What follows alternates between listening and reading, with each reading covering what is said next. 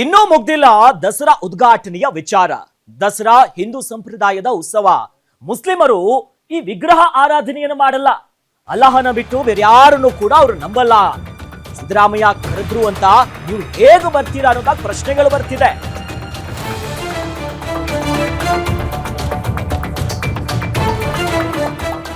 ಸದ್ಯ ಬಾನು ಮುಷ್ತಾಕ್ಗೆ ಪ್ರತಾಪ್ ಸಿಂಹ ಪ್ರಶ್ನೆ ಮಾಡ್ತಿದ್ದಾರೆ.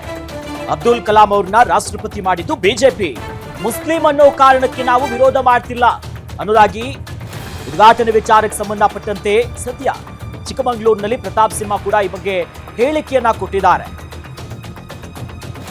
ರಾಷ್ಟ್ರಪತಿಯವ್ರನ್ನ ಅಬ್ದುಲ್ ಕಲಾಂ ಅವ್ರನ್ನ ರಾಷ್ಟ್ರಪತಿಯಾಗಿ ಮಾಡಿದ್ದೀವಿ, ಕೇವಲ ಮುಸ್ಲಿಂ ಅನ್ನುವಂತ ಕಾರಣಕ್ಕೆ ನಾವು ವಿರೋಧ ಮಾಡ್ತಿಲ್ಲ. ಯಾಕಂದ್ರೆ ಅವರು ಮುಸ್ಲಿಂ ಸಮುದಾಯದವರು ಅಲ್ಲನನ್ನ ಬಿಟ್ಟು ಯಾರನ್ನ ಕೂಡ ನಂಬೋದಿಲ್ಲ ಅನ್ನೋ ವಿಚಾರವನ್ನ ಎತ್ತಿದ್ದಾರೆ.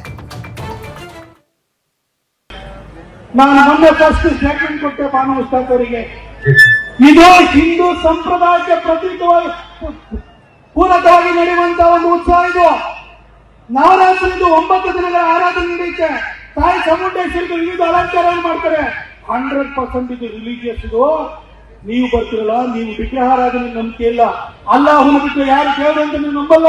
ಹಾಗಿರ್ಬೇಕಾದ್ರೆ ಸಿದ್ದರಾಮಯ್ಯ ಕರೆದ್ರು, ನೀವೇನು ಬರ್ತೀರಿ ಮೇಡಮ್ ಅಂತ ಕೇಳಿದೆ. ಓ, ನೀವು ಮುಸ್ಲಿಮನ್ನ ಕಾರಣಕ್ಕೆ ವಿರೋಧಿಸಿ ಅಂತ ಹೇಳ್ತಾರೆ. ನಾವು ಮುಸ್ಲಿಮನ್ನ ಕಾರಣಕ್ಕೆ ಯಾರು ವಿರೋಧಿಸಿಲ್ಲ. ಇವತ್ತು ಕೇಳ್ಕೊಳ್ಳಿ, ಅಬ್ದುಲ್ ಕಲಾಂ ಅವ್ರನ್ನ ಪ್ರೆಸಿಡೆಂಟ್ ಆಗಿ ರಾಷ್ಟ್ರಪತಿಯಾಗಿ ಮಾಡಿಸಿದೆ ಬಿಜೆಪಿ. ಬಿಸ್ಮಿಲ್ಲಾ ಖಾನ್ ಅವರಿಗೆ ಭಾರತ ರತ್ನ ಕೊಟ್ಟಿದ್ದು ಅಟಲ್ ಬಿಹಾರಿ ವಾಜಪೇಯಿ. ಜಾಕಿರ್ ಹುಸೇನ್ ಅವರಿಗೆ ಪದ್ಮಭೂಷಣ ಕೊಟ್ಟಿದ್ದು ಅಟಲ್ ಬಿಹಾರಿ ವಾಜಪೇಯಿ. ಇವತ್ತು ಶಿರಡಿ ಸಾಯಿಬಾಬಾಗೆ ಭಕ್ತಿಯಿಂದ ನಡ್ಕೊಳ್ಳೋದು ಸಂತ.